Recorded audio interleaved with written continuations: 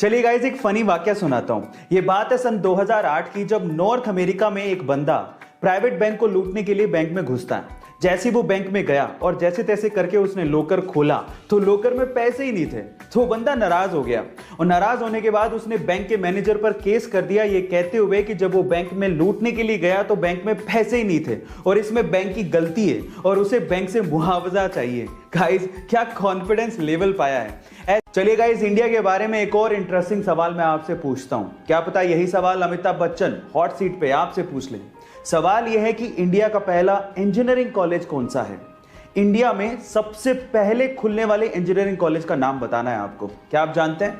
चलिए मैं आपको बताता हूं।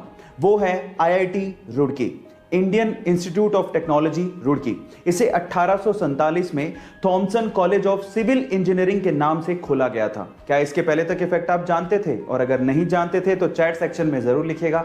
एक आम इंसान के दर्द को सहने की मैक्सिमम लिमिट 45 डेल होती है, लेकिन क्या आपको पता है कि एक मां जब एक बच्चे को जन्म देती है तो उसे लगभग 57 डेल के बराबर दर्द को सहन करना पड़ता है।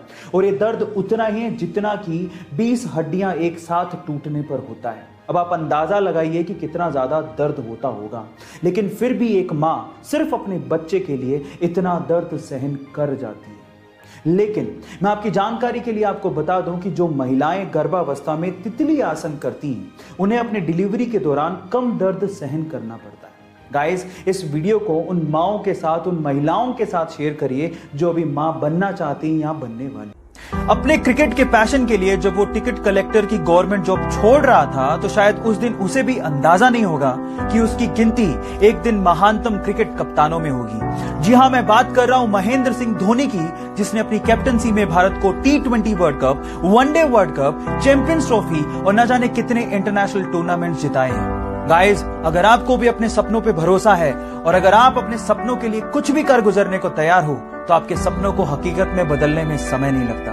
Guys, follow your dreams with passion. जब वो 25 साल की थी तो उनकी मदर की डेथ हो गई।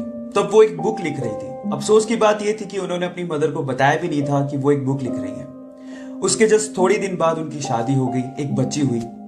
लेकिन यहां से लाइफ में प्रॉब्लम्स और बढ़ गई। 13 महीने हुए थे कि उनका डिवोर्स हो गया। फिर अपनी बच्ची को लेके वो ब्रिटेन शिफ्ट हुई। हालात इतने खराब थे कि उनके पास रहने को घर नहीं था।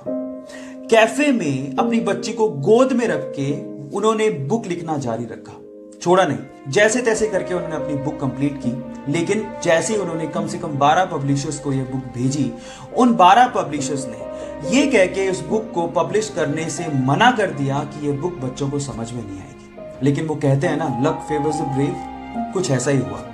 एक पब्लिशर ने फाइनली उनकी बुक को पब्लिश करने के लिए हाँ भर दी, क्योंकि उस पब्लिशर की 8 साल की छोटी सी बच्ची को वो बुक बहुत अच्छी लगी थी। बस फिर क्या था, पूरे वर्ल्ड में 450 मिलियन कॉपीज बिकी उस बुक की। एक बार किसी ने एक लड़के से कहा कि चाइना में एक फूड चेन रेस्टोरेंट KFC बहुत तेजी से बढ़ रहा है, तुम्हें जॉब की जरूरत है, अप्लाई करो, आज तो तुम्हें जॉब मिल ही जाएगा।